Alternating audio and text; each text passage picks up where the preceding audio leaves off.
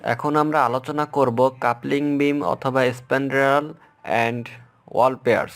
তো কাপলিং বিম নিয়ে, তো কাপলিং বিম মূলত কি সেটা একটু আমরা বোঝার চেষ্টা করি। যে এখানে একটা পেয়ার ওয়াল আর এখানে একটা ওয়াল আছে, এই দুইটা, আর মাঝখানে আছে হচ্ছে ওপেনিং। তো এই দুইটা ওয়ালকে যে বিম দ্বারা কানেক্ট করা হচ্ছে সেটাকে বলা হচ্ছে কাপলিং বিম। এই যে এইখানে যে বিমটা দ্বারা কানেক্ট করা হচ্ছে সেটাকে মূলত বলা হচ্ছে কাপলিং বিম।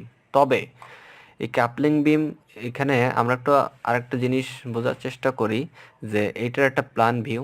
আচ্ছা, আমরা একটু এইখানে একটু ভালোভাবে বুঝতে পারবো যে এই যে এখানে একটা ওয়াল আছে, এই পাশে একটা ওয়াল আছে। তো এই দুইটা ওয়ালকে এই বিম দ্বারা কানেক্ট করা হয়েছে।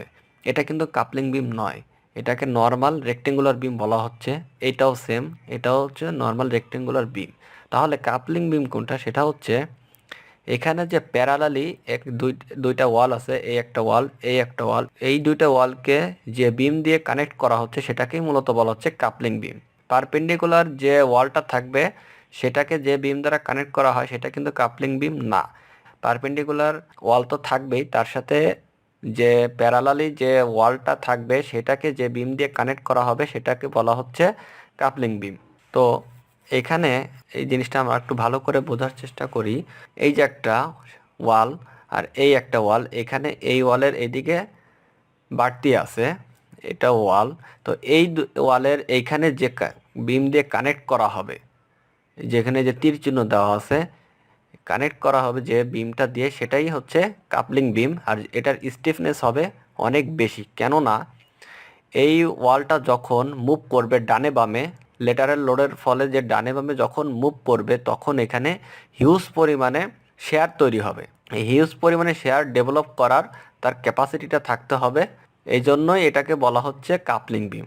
আর এইখানে এই একটা ওয়াল আর এই একটা ওয়াল আছে, এই দুইটা ওয়ালকে যে বিম দ্বারা কানেক্ট করা হচ্ছে এটা হচ্ছে নর্মাল বিম। তো এটাকে কিন্তু এই দুই প্রান্তে হিন্স দিয়ে ডিজাইন করতে হবে। যদি হিন্স না দেওয়া হয় তখন কিন্তু ফাইল পাস করানো যাবে না, ফেল করবে সাধারণত এই বিমটা দেখা যায়। তো কেননা যখন এই মোমেন্ট তৈরি হবে, এই মোমেন্ট তৈরি হওয়ার ফলে এই যে এই দুই ওয়ালের সেই মোমেন্টটা এখানে ট্রান্সফার হবে। এই ট্রান্সফার হওয়ার কারণে এটাকে হিন্স দিয়েই ডিজাইন করতে হবে।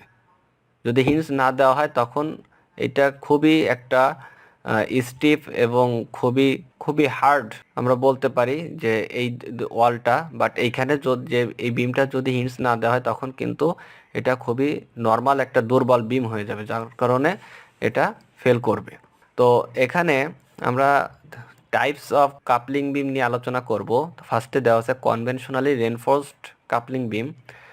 এটা কেমন হবে? নো ডায়াগোনাল রেনফোর্সমেন্ট, এটাতে কোনো ডায়াগোনাল রেনফোর্সমেন্ট থাকবে না এই বিমে। Regular type of beam with horizontal top and bottom reinforcement and shear ties. অর্থাৎ রেগুলার যে টাইপের যে বিমটা আমরা ডিজাইন করে থাকি এটা সেরকমই হবে, এবং হরিজেন্টালি টপ এবং বটমে রেনফোর্সমেন্ট থাকবে, শেয়ারটাও থাকবে। আর এটার অ্যাসপেক্ট রেশিও হবে এই ক্রাইটেরিয়া অনুযায়ী। এর মানে হচ্ছে এর যে ডেপথ, সেই ডেপথের তুলনায় বিমের ডেপথের তুলনায় বিমের স্প্যানটা 4 গুণের বেশি হবে, 4 গুণের কম হবে না।